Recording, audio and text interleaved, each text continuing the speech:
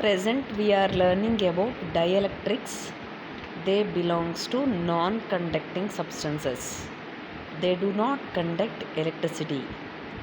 But when they pass through the electric field, then some of the materials, even though they do not able to release the electrons from the bonding, that materials are known as dielectrics materials.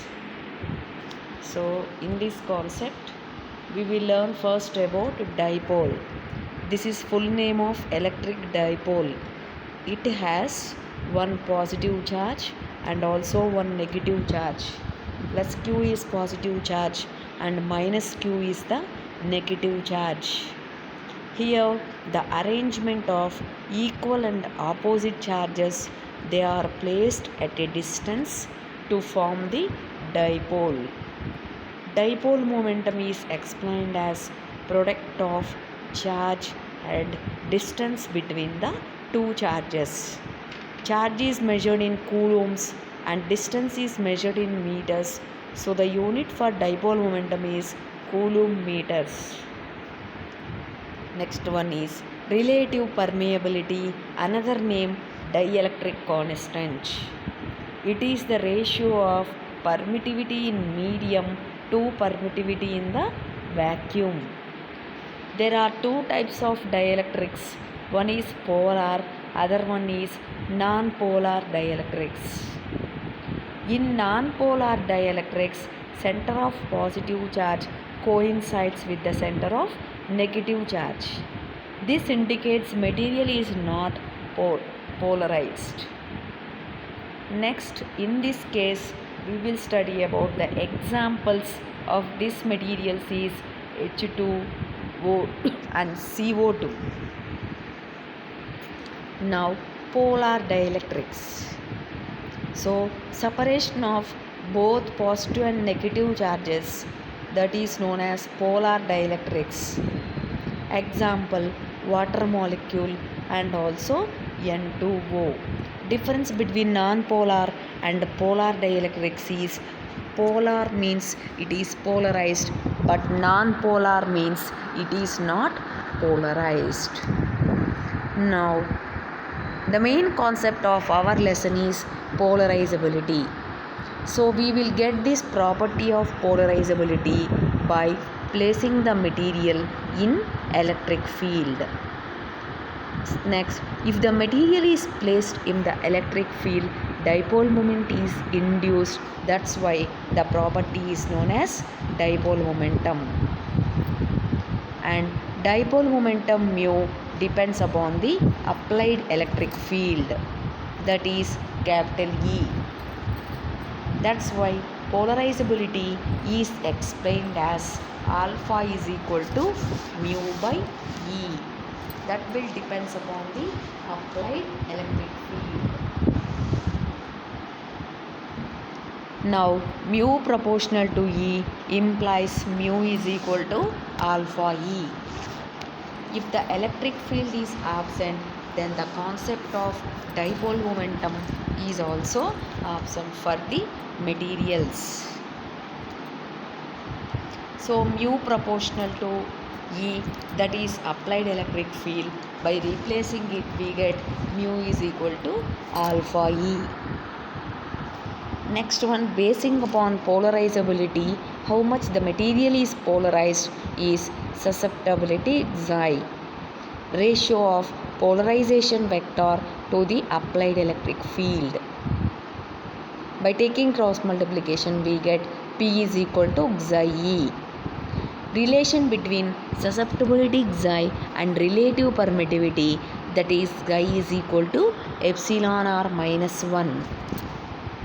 In this diagram we have two parallel plate capacitor. One is positive charge and other one is negative charge. By displaying in a particular field we get dipole. Dielectric displacement D, that is the displacement of the charges, it will depends upon applied electric field E.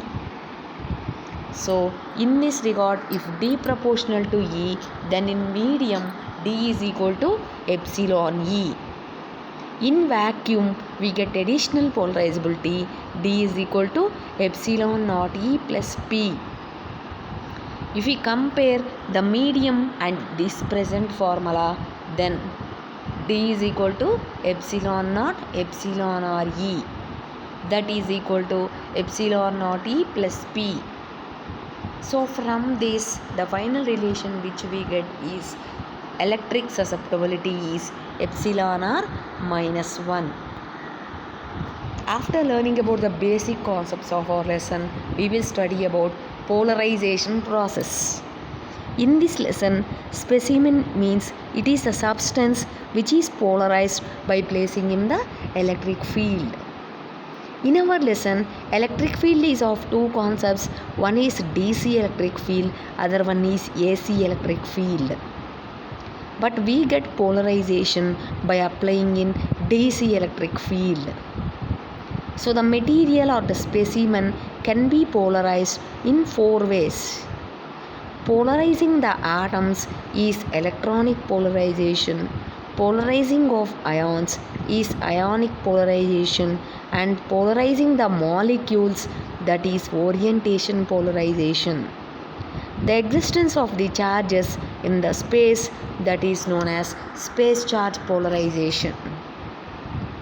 The first polarization studied in atoms, that is electronic polarization.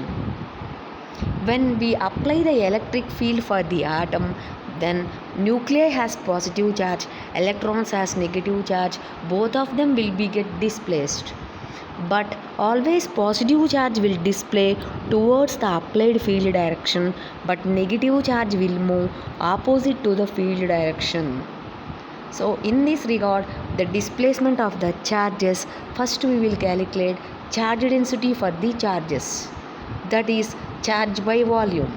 General formula for mass density is mass by volume. Similarly, charge density means charge by volume. Now here we are applying for electrons, so electron charge is minus ZE. Volume of the atom is spherical, so 4 by 3 pi r cube. Now by substituting both these two values, we get it as minus ZE by 4 by 3 pi r cube.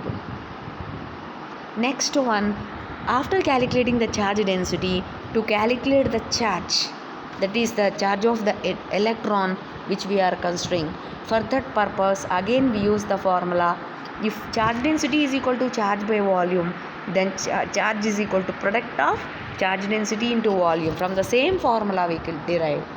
So the charge of electrons is equal to, that is charge density which we taken previously, minus ZE 4 by 3 pi r cube. That is the formula for charge density.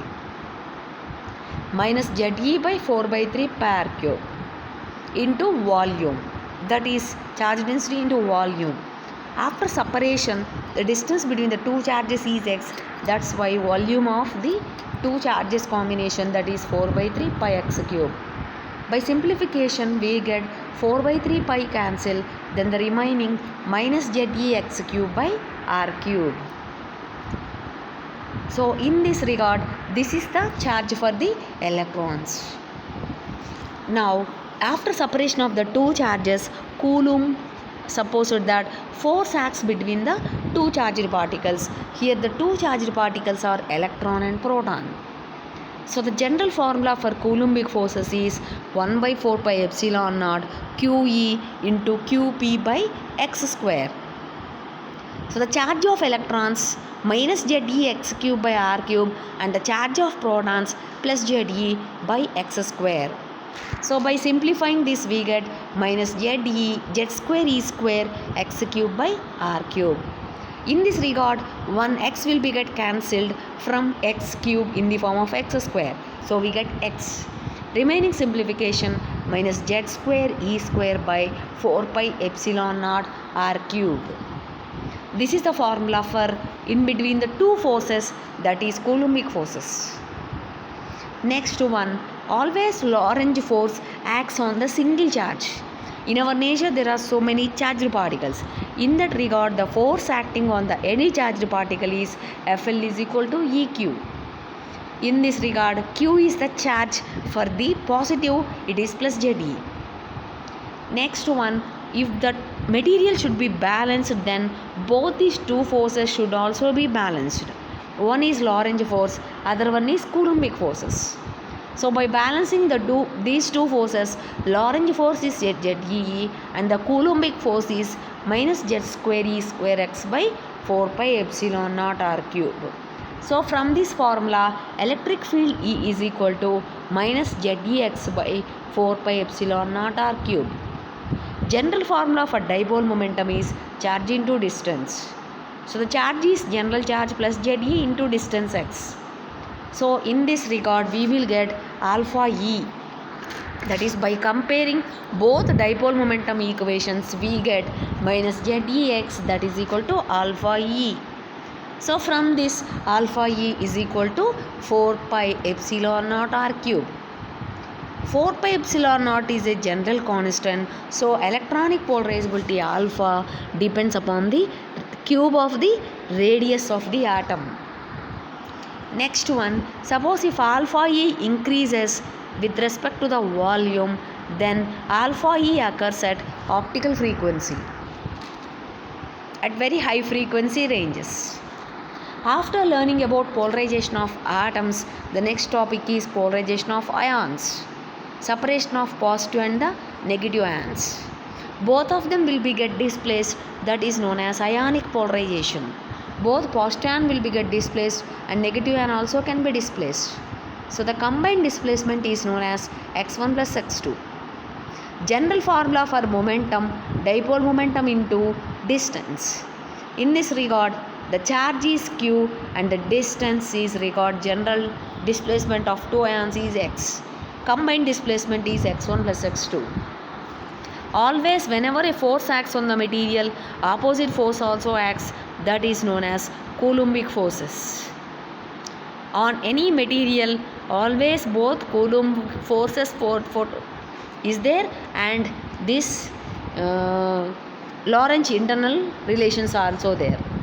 So the restoring force, which depends upon the mass of the ions, is represented by the formula m omega naught square x. This is general formula.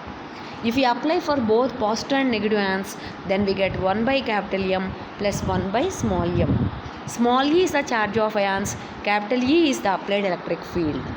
By correlating both momentum formulas, we get the relation E square by omega naught square 1 by small m plus 1 by capital M. By comparing this formula with mu is equal to alpha E. So for this polarization, applied frequency should be 10 power 13 Hz, which will be in infrared range. So both these two polarizations not yet taken time t. That is temperature also, not only time. So both these two polarizations are independent of temperature. Later, another polarization is molecular polarization, that is dipolar polarization. Already we studied for the atoms. Squaring of this, we get molecular polarization. So regarding that of orientation, we get mu is equal to alpha naught E, and general formula for orientation polarization with respect to temperature is mu square by 3 kT. Here K is the Boltzmann constant. So the relation for total polarizability is combination of space charge plus combination of, first one is we are taking about relations, what we are taking. First one is we are considering about atoms, second one is about ions, and the next one is molecules, last one is the space charge. Existence of charges in the space is negligible, so space charge polarization is 0. So the combination of all these formulas gives Langevin-Debye equation for total polarizability. Alpha E is electronic polarizability formula, alpha I is ionic polarizability, alpha O is orientation, and alpha S is space charge polarizations. That is about polarizability derivation part. Next topic is Lorentz internal electric field.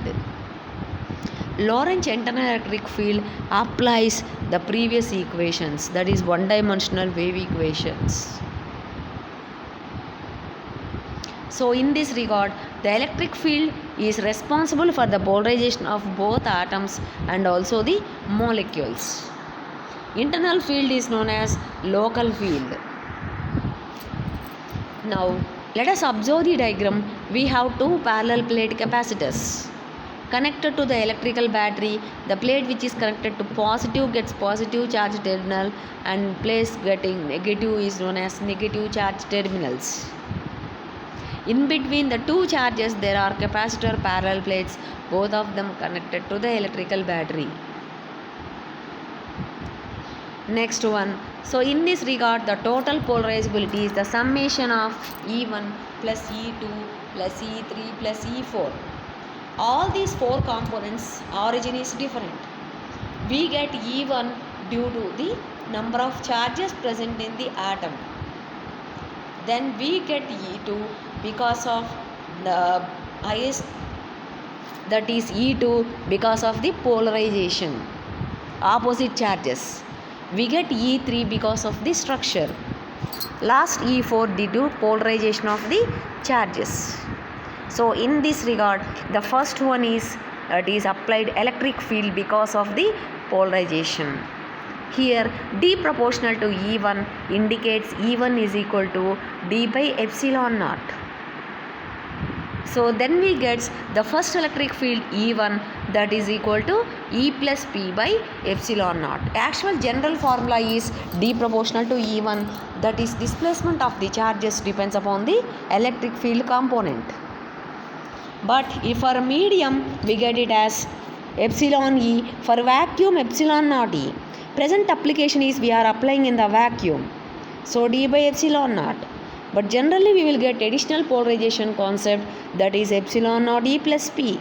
By comparing both the two relations, we get E1 is equal to E plus P by epsilon naught. Here E1 is the first electric field component, capital E is the external field, and next P by epsilon naught is due to polarization.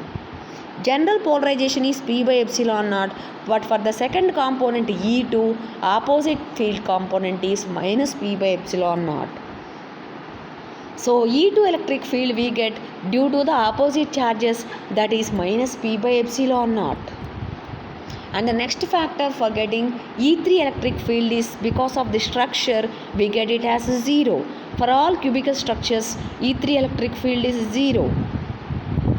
Next E4 electric field, it is due to polarization of the charges on the surface of the spherical cavity. Now by observing the diagram, we have horizontal component and vertical components. So from any one of the sector, we will take the dimensions of PQ and also QR. We get PQ and QR by applying the sine functions for theta and d theta. By applying the sine function, we get opposite side PQ by R. And by applying the sine function for d theta also, then also we get QR by R. By substituting PQ and QR values, we will get like this. After getting the area, then we get the charge, that is normal area into horizontal component of polarization P cos theta. After that we have to get finally electric field, new electric field, which depends upon the electric field, Lorentz inelectric field. So we get it as 1 by 4 pi epsilon naught Q by R square. That is general formula regarding electricity and the charge. Now by substituting what we get it as dq cos theta in our above equation and then applying the limits.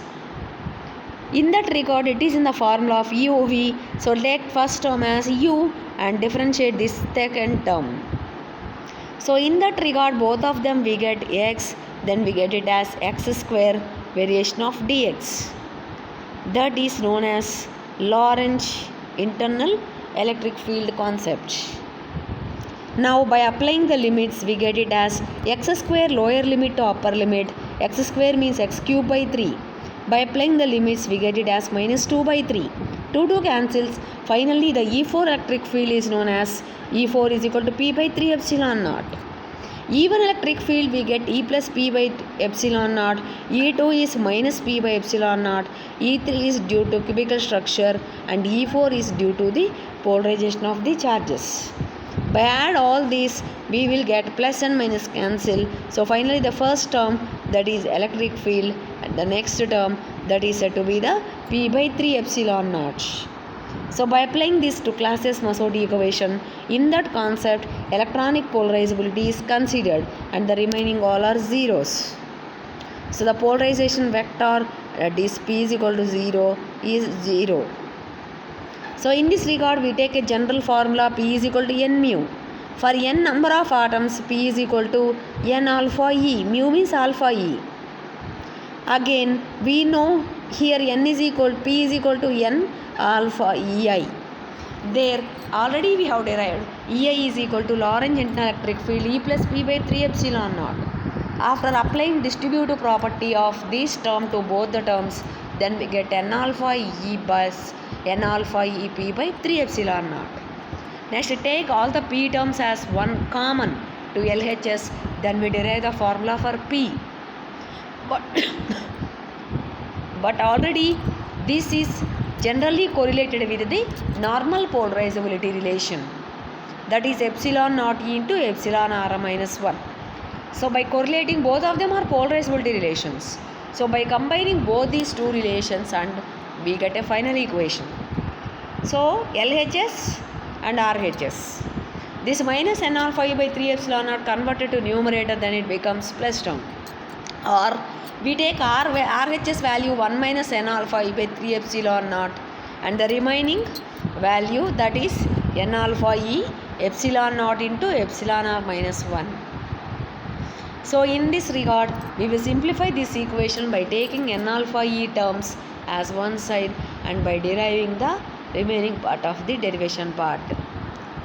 So after simplification we get finally n alpha E by 3 epsilon naught is equal to epsilon r minus 1 by epsilon r plus 2. We have not written any consideration. So at last, before starting about this, n is number of atoms or particles present, alpha is electronic polarizability, epsilon naught is vacuum permeability, epsilon r minus 1 and epsilon r plus 2 are the relative permeability.